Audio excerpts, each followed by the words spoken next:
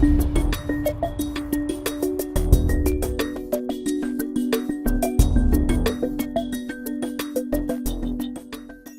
tal? ¿Cómo están? Bienvenidos a Sin Vueltas en este domingo 13 de agosto, fecha en que sin dudas todos los argentinos estamos pendientes de los resultados electorales, aguardando cuál va a ser el escrutinio definitivo, saber quiénes van a ser los candidatos que van a quedar en carrera en vista a las elecciones generales de octubre.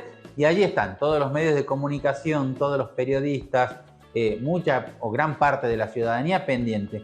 Pero entendemos también que hay otra realidad, que hay otros temas que son dignos de ser tratados, y en este caso, en el Sin Vueltas de esta semana, hemos elegido uno de los femicidios, por ahora esa es la carátula, más impactantes de los últimos tiempos o que mayor repercusión ha tenido en nuestra provincia.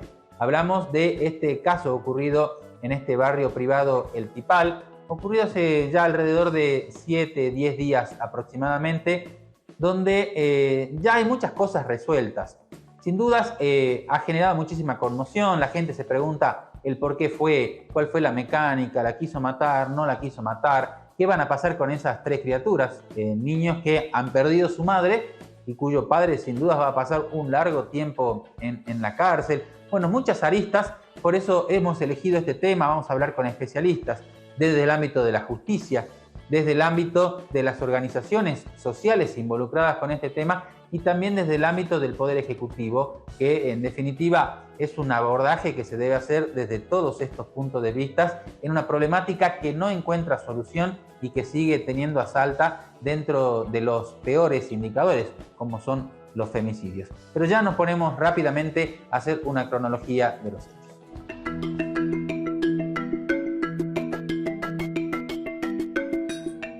Se cumplió un poquito más de una semana de un crimen ocurrido en el barrio privado El Tipal que ha consternado a todos los salteños y que sin duda alguna nos ha demostrado algo: la violencia atraviesa todas las esferas sociales.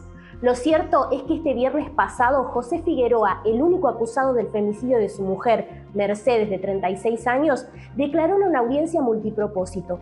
A toda costa intentó conseguir el beneficio de la prisión domiciliaria, pero esto no fue posible. Lo que se hizo fue confesar el crimen. Contó una cronología que no sabemos si es la real. Lo único cierto es que es su palabra. Él dijo que tuvieron una fuerte discusión porque ella le termina confesando que estaba en una relación paralela, que no quería continuar con este matrimonio, algo que según su entorno no era nuevo. Hacía varias veces que ella había intentado separarse y esto no era posible. En ese momento aparentemente hubo una pelea, un forcejeo que termina en el baño, donde él dice que se tira encima de ella y cuando se levanta ella ya no reaccionaba. La autopsia confirmó que Mercedes murió por asfixia. Lo cierto es que José dijo que luego de darse cuenta de que su esposa estaba sin vida, agarró un cuchillo, comenzó a autolesionarse, no supo qué hacer, envolvió el cuerpo en una sábana, lo metió en la parte posterior de su auto y empezó a dar vueltas casi sin rumbo dentro de este barrio privado que se encuentra ubicado ya en lo que vendría a ser el inicio o la entrada de San Lorenzo. Él termina dentro de un terreno de propiedad de su madre, donde es encontrado por sus amigos que, alertados por un mensaje que les preocupaba, un WhatsApp que llegó a las 8:50 más o menos de la mañana a uno de sus amigos que le dice: no aguanto más esta situación, no puedo más. Ellos dijeron, ellos tienen un problema, están atravesando una difícil situación, no sabemos si habían antecedentes de violencia, pero lo alertó y dijo: me voy a la casa a ver qué está pasando. No pudo ingresar porque el barrio privado tiene ciertas reglas para poder hacer a que haya un acceso de personas y él decidió llamar al 911. Lo cierto es que la escena se encontró cerca del mediodía. Desde ese momento hasta la fecha hay un sinfín de hipótesis. Pero la única verdad es que José confesó el crimen, dijo por qué ocurrió y vamos a ver qué pasa en las próximas semanas.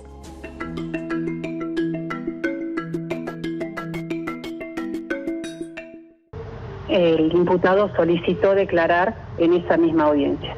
Como es, insisto, una audiencia flexible y multipropósito, se le pudo tomar declaración y explicó todos los sucesos desde una semana atrás hasta el día del hecho y confesó ser el autor del homicidio de quien en vida fuera su esposa, la señora Quevedara.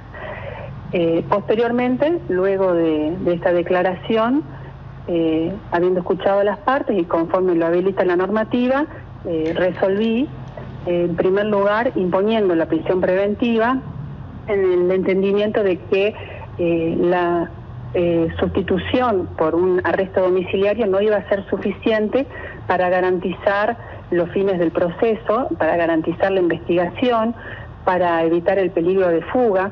La persona está muy decaída, está sollozando todo el tiempo y con estas ideas de quitarse la vida que han sido transmitidas también por los psicólogos del servicio penitenciario. Doctora, ¿y usted recibió el expediente con los resultados de la autopsia? Tengo un escueto resultado, sí, de la autopsia.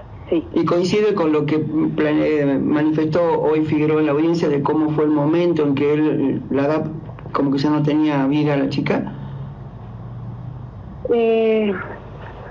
La verdad que no me gustaría responder a la pregunta porque sería involucrarme en una respuesta que puede incidir sobre el ejercicio de la defensa. Sí, entonces sí.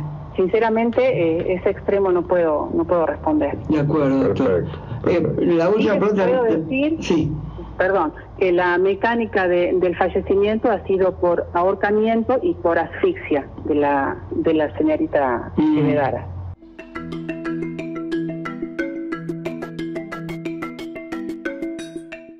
Continuamos en Sin Vueltas y así como compartíamos con ustedes, el mes de agosto volvió a poner sobre la mesa el tema de la violencia de género en Salta, de los femicidios y de las consecuencias irreversibles que hay detrás de cada asesinato. Es por eso que hoy invitamos a Malvina Gareca, quien además de ser concejal es referente de Mumalá y es justamente una voz autorizada para hablar de estas cuestiones.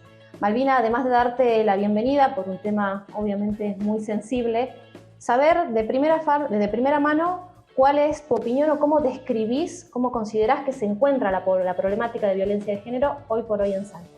Bien, bueno, muchas gracias por el espacio.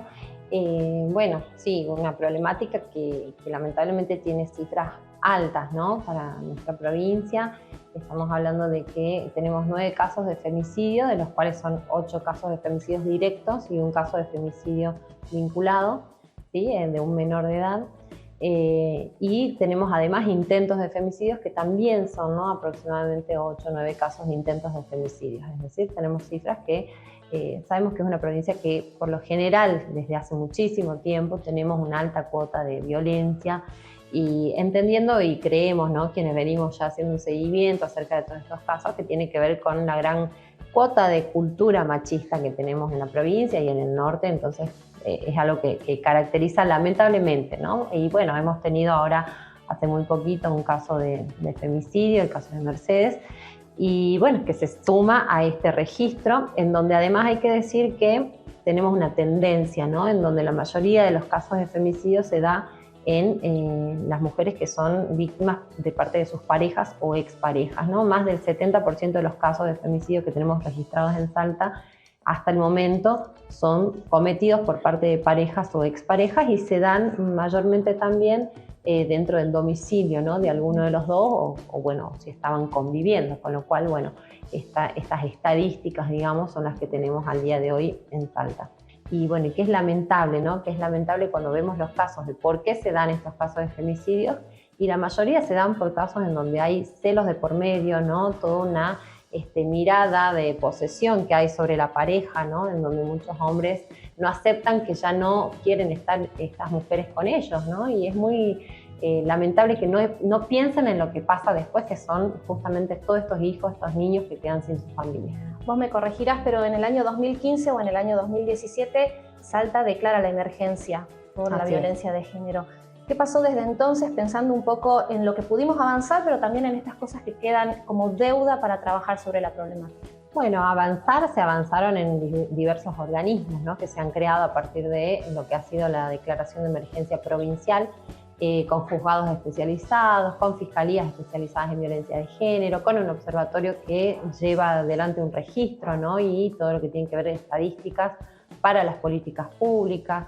tenemos la creación de una secretaría específicamente para trabajar estas cuestiones, y en el interior de la provincia, en donde faltaba mucho más todavía, bueno, también la creación de delegaciones.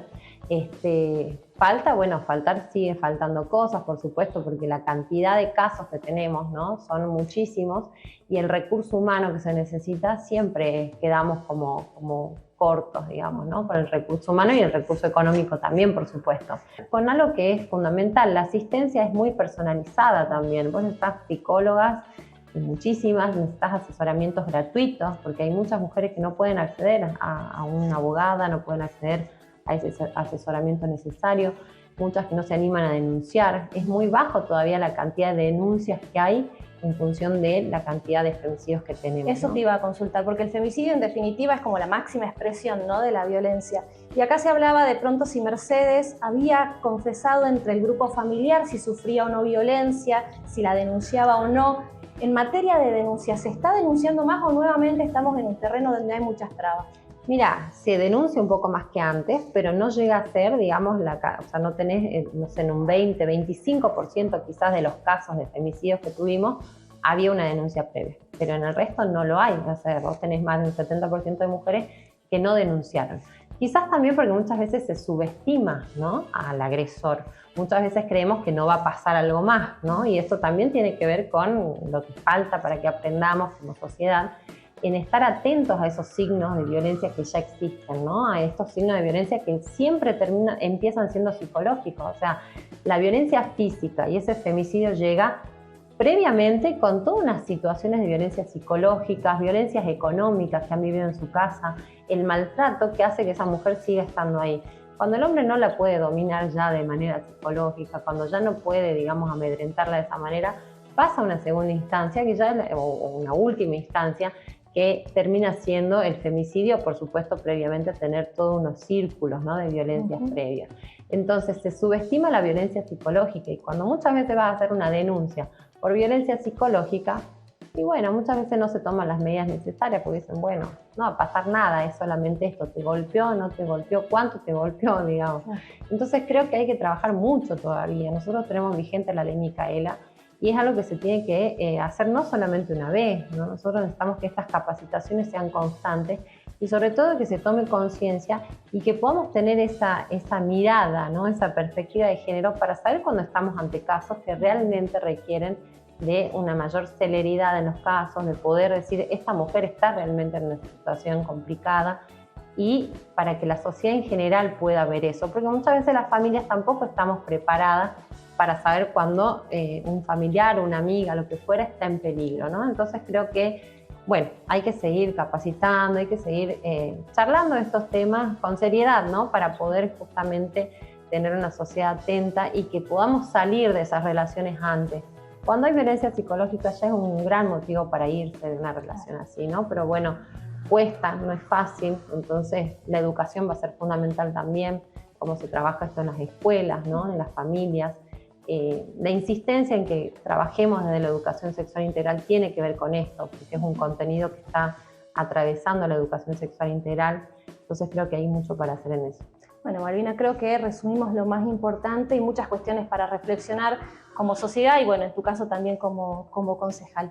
Agradecerte por tu tiempo. Bueno, seguramente la próxima vez que necesitemos evacuar las mismas dudas, volveremos a la misma referente. Muchas gracias.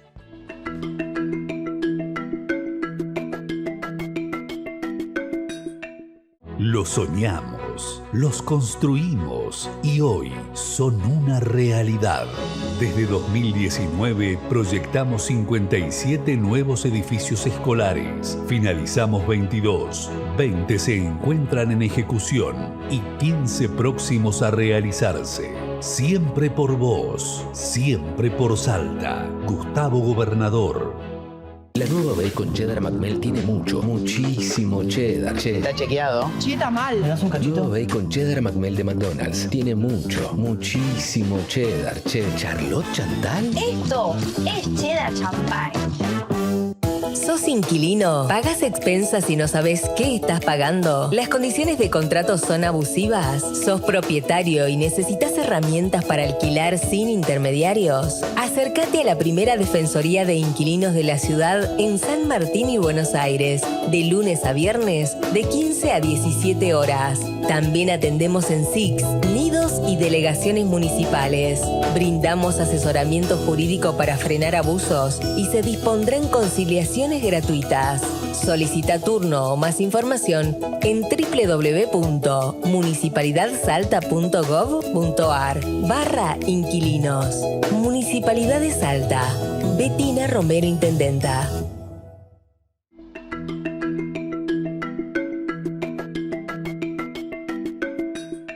Bueno, en este domingo electoral seguimos analizando uno de los temas de mayor actualidad y que más ha impactado en los últimos tiempos en nuestra provincia y que pasa por este asesinato, ¿no? Este femicidio cometido por un esposo contra una mujer en un conocido barrio en nuestra ciudad. Y para ello sumamos una voz especializada en la materia, la fiscal Verónica Siemens de Bielke. Ella actualmente es fiscal penal de violencia de género, pero es militante, promotora de los derechos, ha sido reconocida incluso por esta labor en el país y fuera del país. Así que hablar un poquito de esto, pero antes que nada, ¿cómo estás? ¿Cómo estás? Bueno, muchas gracias por estar con nosotros. Contanos un poquito de este nuevo cargo, del cual te has hecho cargo hace muy poquito tiempo. ¿Cuál es la materia de incumbencia en específico en esta fiscalía? Bueno, esta fiscalía nos toca tratar todas las denuncias que se realizan cuando hay violencia hacia la mujer y violencia familiar en grupos vulnerables, en niños, ancianos, también tiene que ver con hombres o gente del colectivo LGBTIQ+. En esas situaciones nosotros intervenimos, disponemos o solicitamos las medidas cautelares, normalmente una prohibición de acercamiento, la abstención de ejercer actos de violencia, tanto presenciales como a través de las redes sociales, ¿no? Porque nos estamos olvidando de la tecnología. Entonces, bueno, estamos llevando adelante esta labor hace poco tiempo y la verdad que las cifras son preocupantes. Hace 10 días que estoy a cargo y en 10 días el promedio son 5 denuncias por día. Entonces, uno empieza a pensar qué es lo que está pasando con la violencia, que es algo que uno viene siempre hablando. Y cuando hablamos de violencia de género, claramente esto que vos decías, ¿no? Este caso que pasó, la violencia de género es transversal, no importa la clase social, la educación, la posición económica, la violencia hacia la mujer sigue existiendo. Por supuesto que hay situaciones en donde uno o no puede acreditar las circunstancias en que ocurre esa violencia y otros casos en donde no ocurrió también la violencia. Esa también es una responsabilidad del Ministerio Público Fiscal de actuar con objetividad. Donde hay delito, vamos para adelante. Donde no hay, se archivará la causa o se instará un pedido de sobreseimiento. Pero sí son preocupantes las cifras. Ayer pensaba de qué manera podemos abordar esto y creo que una de las, siempre lo he dicho, la educación, ¿no? Incluir en las currículas desde los niños más chiquitos, por supuesto, cada nivel educativo con la comprensión que requiere para esas personas, para esos niños, adolescentes, claro, universitarios, ¿no? Pero hablar de la violencia para entenderla, porque la violencia no es solo física y no es solo psicológica. Hay violencia económica, hay violencia doméstica, hay violencia institucional también, incluso violencia obstétrica. Hemos visto algunos casos en la fiscalía anterior donde no había delito, pero hubo violencia obstétrica por parte de hospitales hacia mujeres embarazadas que han perdido sus hijos. Así que es un problema estructural en la sociedad. Y es cierto que hay más muertes de hombres que de mujeres en la Argentina. Pero hay una diferencia fundamental y esto es lo que la sociedad tiene que entender. Al hombre no lo matan por ser hombre, o los casos que lo matan son mucho menos. A las mujeres, los femicidios las matan por el hecho de ser mujer. Y muchas veces tiene que ver con esto. La mujer quiere tomar una decisión en una relación de pareja donde la pareja no acepta esa decisión, ¿no? Entonces, o quiere independizarse económicamente, la pareja no acepta. Y bueno, y ocurren estas muertes violentas, lamentablemente. Si tuvieras que, no específicamente en este caso, pero contar un poco estos contextos, ¿no? En tu experiencia de... generalmente, hasta la instancia del femicidio, ¿cómo es antes la situación? Un poco para alertar a la gente que esté viviendo estas situaciones, Generalmente un femicida, antes de llegar a esa situación, tiene que haber sido necesariamente protagonista de otros hechos de violencia o no. ¿Cuáles son esas alarmas, esos indicadores que quizás a la propia víctima o a su entorno familiar les llevan a decir, che, algo está pasando, fíjate, esto no es normal?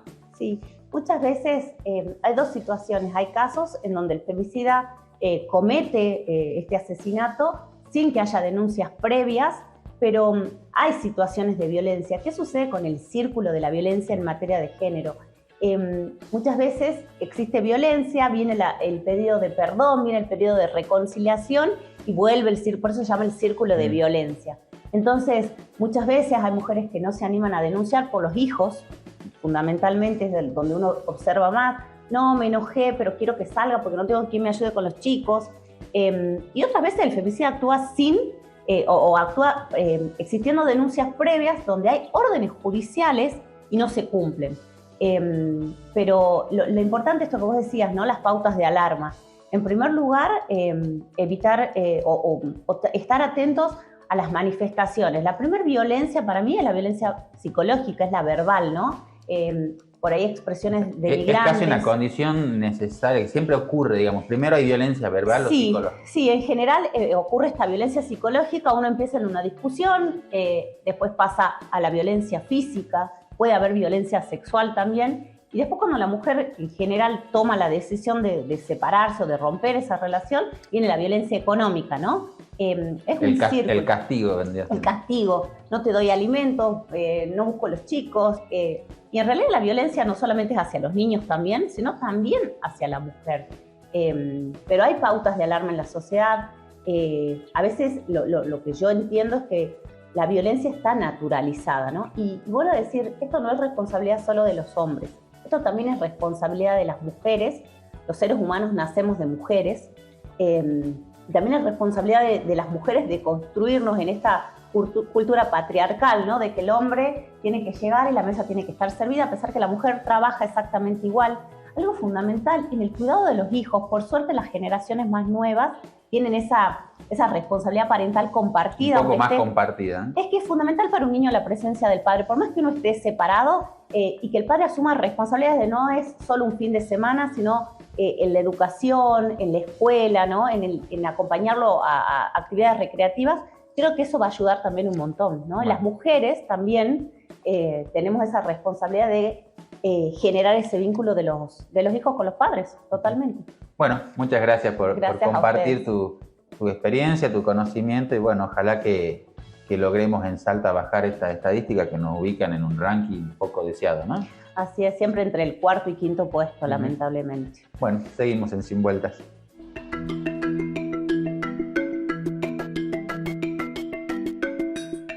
Seguimos con más Sin Vueltas. Estamos ahora con Karina Iradi, secretaria de Primera Infancia, Niñez y Familia. Bienvenida, ¿cómo le va? Nos trae hoy un tema bastante sensible también, de lo que venimos hablando durante todo el programa, y es el caso de los femicidios y de los niños y niñas que viven en un contexto sumamente violento. ¿Cómo se actúa en ese caso? Por ejemplo, un caso muy reciente, tuvimos la muerte de Mercedes, el femicidio de Mercedes, 3 hijos que al resguardo de quién quedan. Bueno, buenas noches.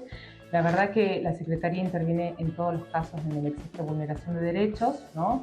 Las medidas a adoptarse dependen de cada familia y cada contexto familiar, ¿no? En los femicidios, el primer resguardo que se busca, como en todos los espacios en donde se da una situación de vulneración, es que ese niño, niña y adolescente vinculado a una situación de vulnerabilidad permanezca en su seno familiar. Esto hago la aclaración porque el ingreso a un dispositivo proteccional del Estado es lo último que se tiene que hacer. Hay que trabajar fuertemente para que los niños estén en su ámbito familiar. Y los femicidios con mayor razón, ¿no? Acaban de perder a su mamá, digo, nos posicionemos en ese lugar y donde rápidamente la provincia tiene una articulación muy buena, muy positiva, a los fines de evitar sobreintervenciones, ¿no? Porque acá también cuando el Estado, en pos de sus competencias, actúa y todos vamos, ¿no?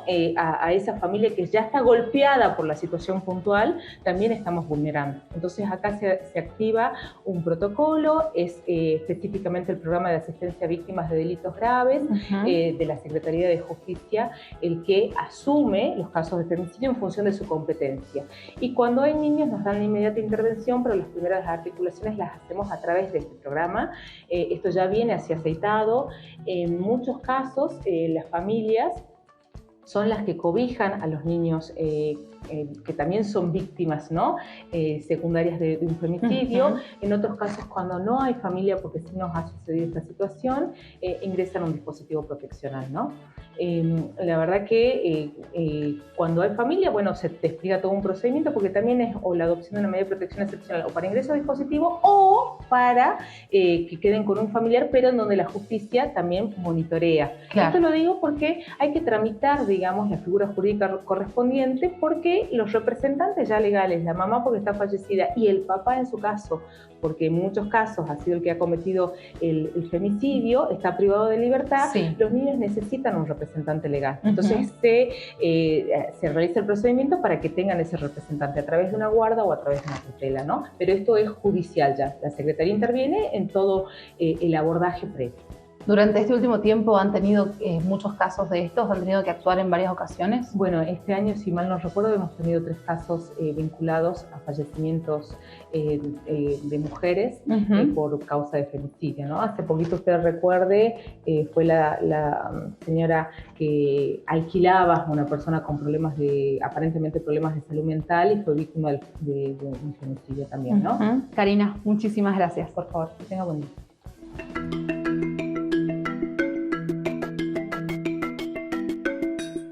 Bueno, esperamos que les haya resultado interesante el programa del día de hoy. Repetimos, todos los ojos están puestos en los resultados electorales.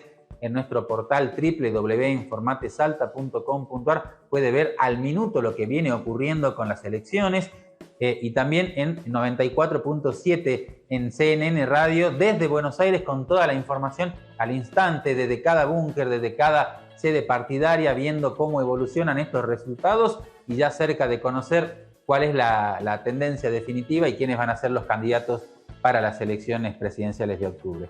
Pero la temática de hoy ameritaba tratarla con esta profundidad que lo hemos encarado en este domingo especial de Sin Vueltas, donde no tratamos la política, sino nos metimos con este caso. Nos encontramos la semana que viene para abordar todo lo que tiene que ver con los resultados electorales, los ganadores, los perdedores, análisis y bueno, cómo empieza ahora este tramo desde agosto hasta octubre y quizás diciembre en caso de haber balotaje para definir el próximo presidente de la nación.